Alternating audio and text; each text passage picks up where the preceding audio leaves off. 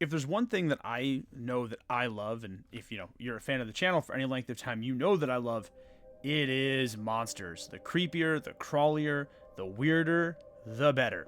But it has got me thinking, there are a lot of monsters that we could probably use just a little bit more. Hi everybody, I'm Kyle. You're watching Desks and Dorks. Again, I'm Kyle, I'm the dork. A couple things, please give us a like, a share, a comment, and subscribe. Really does help us out. And if you really want to help us out even more than that, why not purchase some of our tabletop RPGs? The links to those are in the description below. Alright, so what is this video about? I was thinking about monsters this weekend. I'm doing a bunch of work for the upcoming fulfillment of our Mushrooms Kickstarter, and I'm doing some other work that just in general, sometimes when I get a little bit of free time, I like to make shorter RPGs. And it got me thinking about monsters that I really love, and monsters whose presence in games is sparse, to say the least. And so I wanted to talk about some monsters that I think could be kind of cool, that don't usually get a lot of love, and yeah, how you could interject them into your own campaigns. So, let's do it. Alright, the first one to talk about are bears. I love bears. They're my favorite animal in real life, and they are also the subject of a lot of great myth and legend, particularly if you're reading Norse or Germanic legends, specifically those bears pop up a ton in, but there's some great Slavic and Eastern European mythology surrounding bears as well. It's almost like, having nature give you a perfect killing machine is a lot of fodder for interesting and intriguing creatures. And I thought there were some cool ways that we could potentially riff on bears. The first one is the mutagenic bear. I just really like the idea of a bear that is adapting, kind of like Wolverine almost, to whatever it is that your players are doing in a game. And so in this instance, if the bear is not actually finished off, it will come back 1 to 3 days later with resistance to whatever did the most damage to it, which means if you're playing something like Shadow of the Demon Lord and somebody manages to curse the bear, and it's a death curse, if it doesn't instantly wipe the bear out, it will be immune to curses the next time that it comes into battle. If you're playing Dragon Age, same thing. If you're using things like fire magic, like if you're a chantry mage, I can speak real words today. All of those things I think would make it pretty interesting. The reason I like this is that a lot of times players tend to fall back on a singular style of combat. This is always true because players, a lot of times, will seek out the most efficient way to do things. And although I usually love efficiency, and it's always a good thing, sometimes it can get to these situations where a player oftentimes doesn't try to vary up what they're doing in any way, shape, or form, and because of that, it winds up being kind of samey for them during combat. And so, how cool would it be if the player has to change their usual tactics or abilities in order to fight this giant monstrosity? Also, this art is cursed, and I love it. Now, the other one, and shout out to Colpio Fox for doing this. This might be one of my favorite bear illustrations ever. This is the Cave Maw Ursine. It is a bear that is both technically an animal and a living stalactite fungus. So part of what I think makes this creature interesting, it is completely noiseless in caves. One of the usual things that we talk about when we talk about bears is that they can make a little bit of noise, especially if the player is used to bushcraft of some way, shape, or form, and they're used to that kind of stuff. It can be really terrifying when this giant apex predator is able to sneak up on you. But why I think this particular bear is interesting is that it contains a special fungal venom.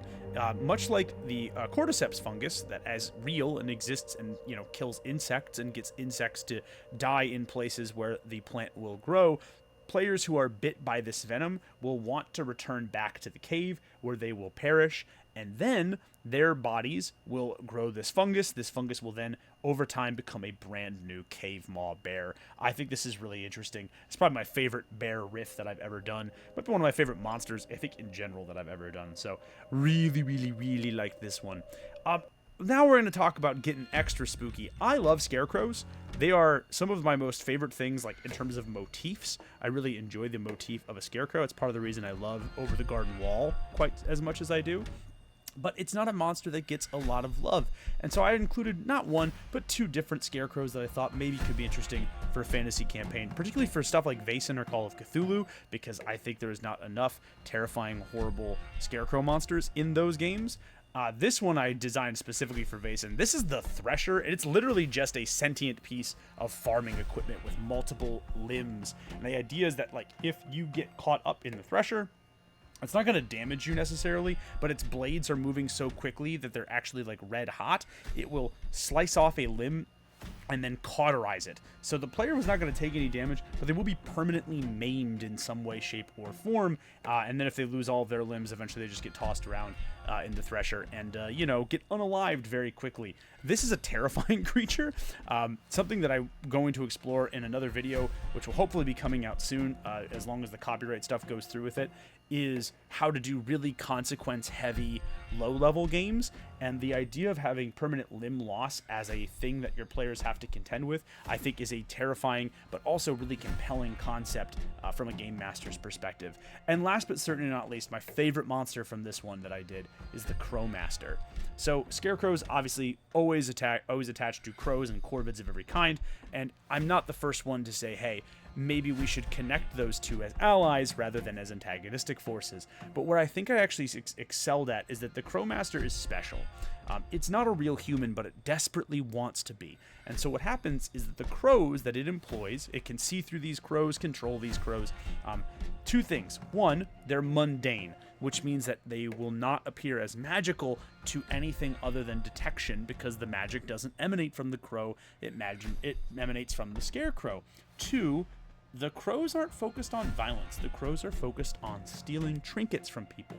Why? Because in its quest to become a person, the Crowmaster actually gains the abilities of anyone it steals a trinket from. One ability. So, for example, if this was taking place in a game of, let's say, Blades in the Dark, if the Crowmaster steals from one of the players, let's say a cutter, they might be able to take one of the cutter special abilities. The cutter still has access to it, but so does the Crowmaster.